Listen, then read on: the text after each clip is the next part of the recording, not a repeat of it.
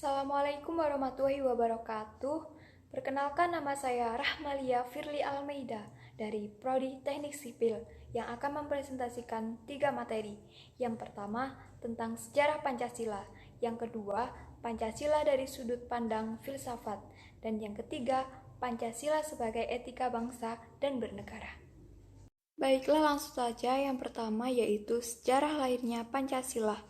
Pembentukan Pancasila melalui beberapa tahap, step by step, yaitu yang pertama Sidang 1 BBUPKI yang dilaksanakan 29 Mei sampai 1 Juni 1945, yang membahas tentang dasar-dasar negara Indonesia Merdeka, yaitu dengan pembicara Mr. Muhammad Yamin, Mr. Supomo, dan Insinyur Soekarno. Dan berikut ini merupakan usulan dari Mr. Muhammad Yamin, yaitu pri kebangsaan, pri kemanusiaan, pri ketuhanan, pri kerakyatan, dan kesejahteraan rakyat. Dan yang kedua yaitu Mr. Supomo pada tanggal 31 Mei 1945. Lalu selanjutnya yaitu Insinyur Soekarno pada tanggal 1 Juni 1945 yang meliputi kebangsaan, kemanusiaan, musyawarah mufakat, kesejahteraan rakyat, dan ketuhanan. Dengan trisilanya yaitu 1. Sosionasionalisme, yang kedua sosiodemokrasi, dan yang ketiga ketuhanan, dan eka silanya yang merupakan gotong royong. Lalu setelah panitia kecil bekerja diperoleh usulan yang banyak. Usul terbanyak yaitu agar Indonesia merdeka selekas-lekasnya. Dan yang pertama yaitu adanya perbedaan pendapat mengenai hubungan agama dan negara. Dan yang kedua, golongan agama Islam mengusulkan agar negara berdasarkan syariat Islam. Dan yang ketiga, golongan nasionalis. Dan yang keempat, karena ada perbedaan pendapat yang harus diselesaikan, maka dibentuk panitia kecil lagi yang mewakili kedua golongan. Dan yang keempat, 22 Juni 1945, Panitia 9 berhasil mencapai kesepakatan dalam rancangan Piagam Jakarta. Nah, berikut ini merupakan Piagam Jakarta yang adalah cikal bakal dari pembukaan Undang-Undang 1945.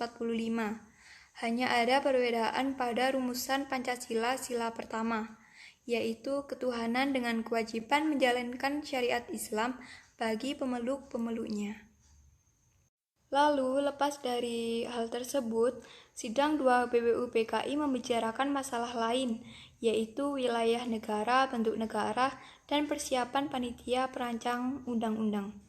Selanjutnya adalah pembentukan PPKI yang dibentuk pada 9 Agustus 1945 oleh Jepang di Dalat, Vietnam, dengan Ketua Insinyur Soekarno, Wakil Ketua Dr. Handes Muhammad Hatta, dan beberapa anggota lainnya, dengan tugasnya yaitu mempersiapkan kemerdekaan Indonesia selekas-lekasnya.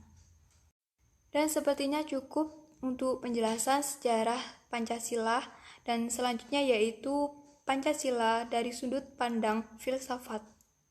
Nah, ada 3 hal yang mendorong manusia untuk berfilsafat, yaitu 1. Keheranan.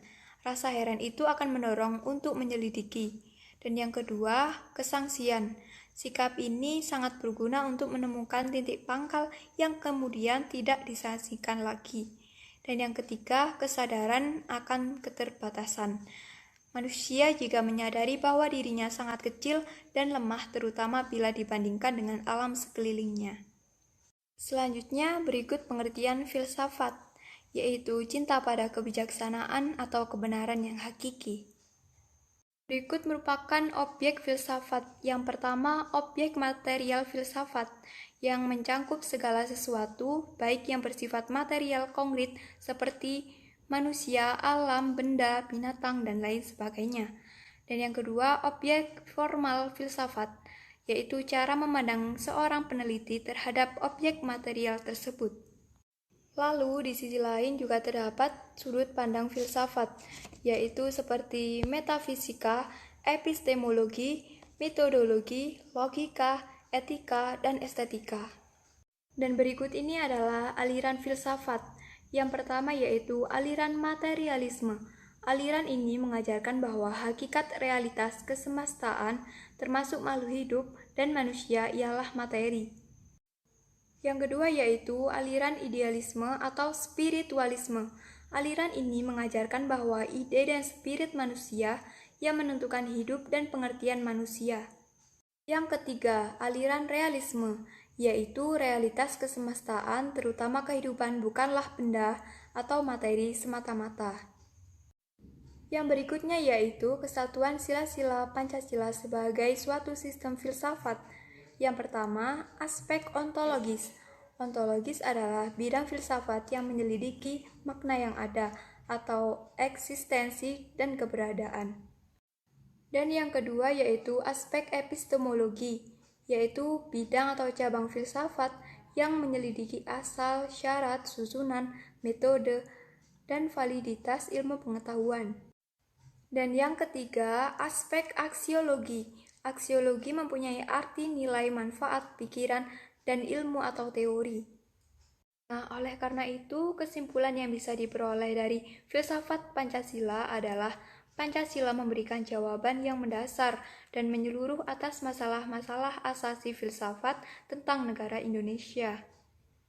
Dan selanjutnya kita memasuki materi yang ketiga, yaitu Pancasila sebagai etika bangsa dan bernegara. Nah, perlu kita ketahui bahwa fungsi Pancasila yaitu 1. Jiwa bangsa Indonesia, 2. Kepribadian bangsa Indonesia, 3. Dasar negara Republik Indonesia, 4. Sumber dari segala sumber hukum, yang kelima, pandangan hidup, 6. Moral pembangunan, 7. Cita-cita dan tujuan pembangunan Indonesia. Selanjutnya yaitu etika politik dalam kehidupan berbangsa dan bernegara, yaitu etika politik adalah secara ikhlas dan jujur melaksanakan hukum yang berlaku tanpa adanya rasa takut kepada sanksi. Dan yang kedua, etika politik bersumber dari moralitas yang bersumber dari hati nurani. Berikut ini merupakan etika berbangsa. Yang pertama, etika sosial budaya. Yang kedua, etika politik dan pemerintah. Yang ketiga, etika ekonomi dan bisnis. Yang keempat, etika penegakan hukum yang berkeadilan. Yang kelima, etika keilmuan. Yang keenam, etika lingkungan. Berikut ini adalah ketetapan MPR nomor 3 tahun 2000 yang meliputi Undang-Undang Dasar 1945, ketetapan MPR, Undang-Undang atau Perpu, PP atau Peraturan Pemerintah, Perpre atau Peraturan Presiden, Perda Provinsi, Perda Kabupaten atau Kota. Dan yang terakhir adalah pendapat saya tentang pentingnya peran Pancasila di era yang saat ini. Di era globalisasi ini, peran Pancasila tentulah sangat penting untuk menjaga eksistensi kepribadian bangsa Indonesia. Karena dengan adanya globalisasi, batasan-batasan di antara negara seakan tidak terlihat, sehingga berbagai kebudayaan asing dapat masuk dengan mudah ke masyarakat. Lalu, arti penting Pancasila sebagai dasar negara adalah Pancasila menjadi pedoman bagi hidup masyarakat Indonesia.